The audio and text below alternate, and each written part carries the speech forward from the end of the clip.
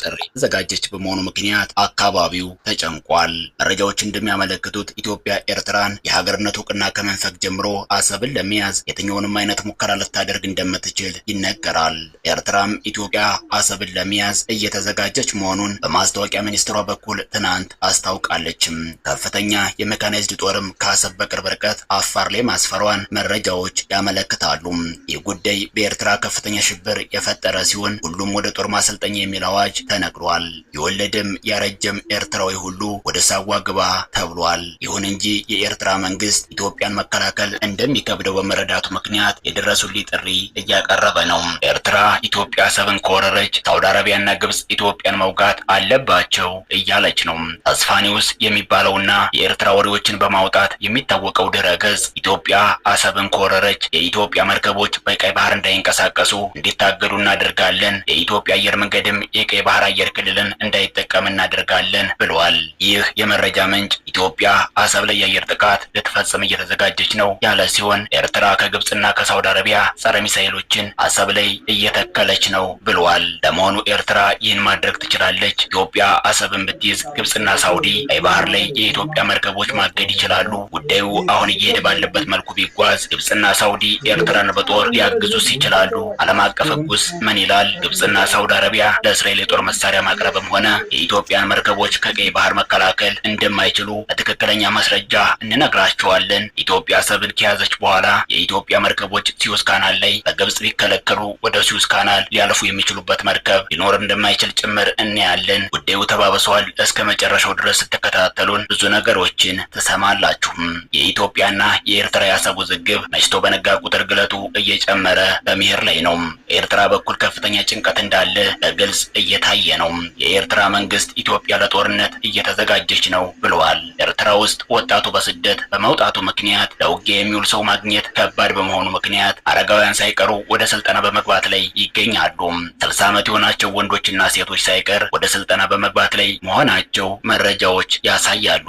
ኤርትራ አሰብን በኢትዮጵያ ልታጣት እንደምትችል ከወዲሁ የተረዳች ይመስላል። ሀያላን ሀገራት በተለይ ያልታሰበ አቋም መያዛቸው ኤርትራን አስደንግጧታል። በተባበሩት መንግስታት የጸጥታው ምክር ቤት ድምፅን በድምፅ የመሻር መብት ያላቸው ሀገራት ኢትዮጵያና ኤርትራ ወደ ግጭት እንዳይገቡ ለግጭት ምክንያት እየሆነ ያለውን የአሰብን ጉዳይም በድርድር እንዲፈቱት እየጠየቁ ነው። ይህ በግልጽ የኢትዮጵያ ጥያቄ ፍትሃዊ እንደሆነ የሚያሳይና ጉዳዩ ግን በሰላም እንዲያልቅ እያሉ ነው።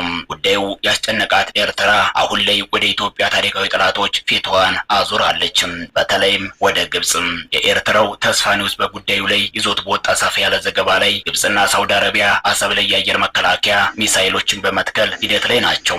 ኤርትራ አሁን ላይ አንድ ነገር ላይ ተስፋ አድርጋለች።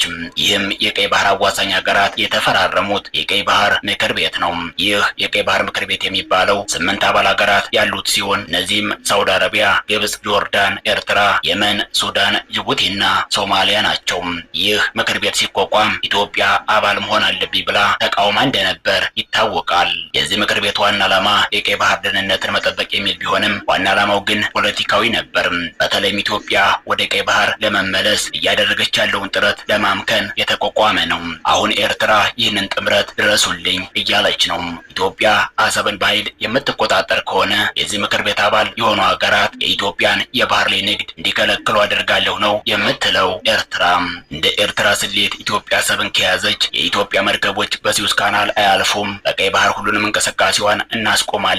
ይህም የጅቡቲ ወደብና ሲዩዝ ካናልን የሚያጠቃልል ሲሆን ከ90% በላይ የሚሆነውን የኢትዮጵያ ወጪና ገቢ ንግድ አስቆማለሁ ነው እያለች ያለችው።